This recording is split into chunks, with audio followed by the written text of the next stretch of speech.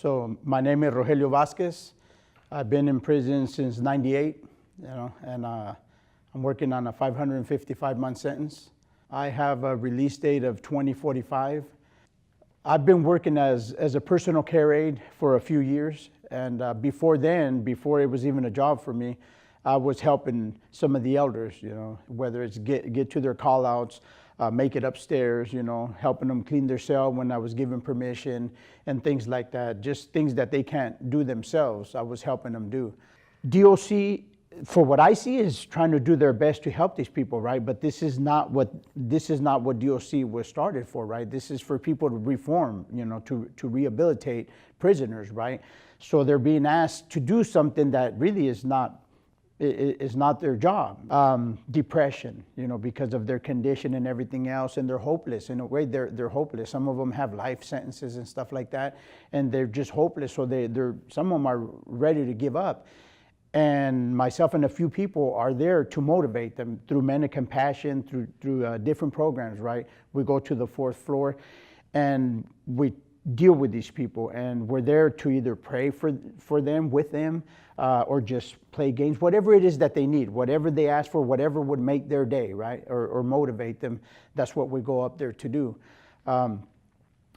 I've had to live a lot of experiences, like watching these men go through amputations, they go through amputations and stuff like that, and I'm living this with them, so it's really hard, but at the same time, I would tell myself, well, I don't see anybody else doing it, so I have to be there for them, right? I would want somebody by my side, whether I know them or not. I don't know these men, but I get to know them through these experiences, and I just, like some of them, I just don't see the point of why they're still here. Right, because we've had a few pass, and we've had a few that have had them scrapes, made it once, a couple times, they almost passed, they almost died, and one of them just got released not too long ago. I spoke to him on the phone the other day, and he was really happy, and I told him, well, if I was to bring up your story, would you be okay with it? He said, absolutely, if it helps somebody, right? And this man almost died a couple times here, and he's out right now, but he was in the hospital for like 3 months, right? But he could barely get around. We brought him up on his health. We got him stabilized and moving around and walking around a little bit. And the 4th floor did a great job too on helping this man, because he needed a lot of help and kind of teamwork. Everybody did their part, and we sent him home healthier, alive, to his family, to his 90-year-old mama that was waiting for him, And so he's out there. He was in the hospital for 3 months, but he ended up getting healthy, and he's doing pretty good right now, He went out for his walk and things like that. So those are the things that motivate me and fuel me, to continue to do the things that I do for these people. I just visited somebody on Saturday, a couple of days ago, and he was up there all curled up on his bed, just sitting there, and it almost brought me to tears, because this man, he looked hopeless. He looked hopeless. He could barely get around. Sometimes I just don't see the point of holding on to someone like this that doesn't pose a threat to anybody anymore.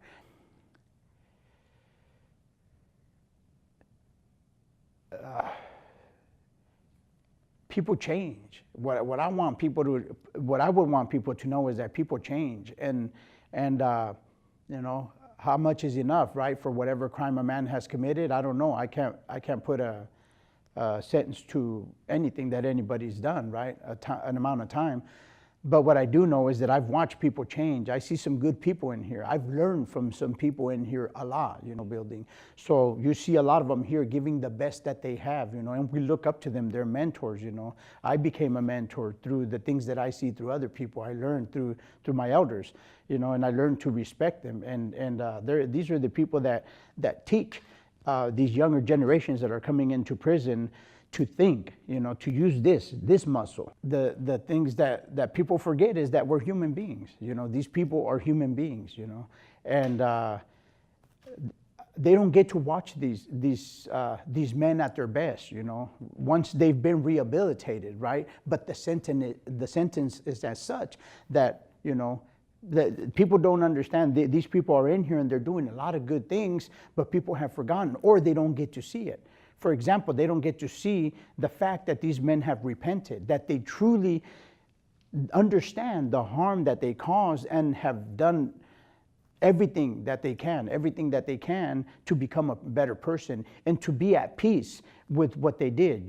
Just know that it's a lifelong process sometimes, and they're willing to give it their best for the rest of their lives, even if it's in here, even if it's without hope, but they project hope to others. They help these other people that are coming in here understand that there's a better way, and that mistakes have been made, but that doesn't mean that you can't overcome it.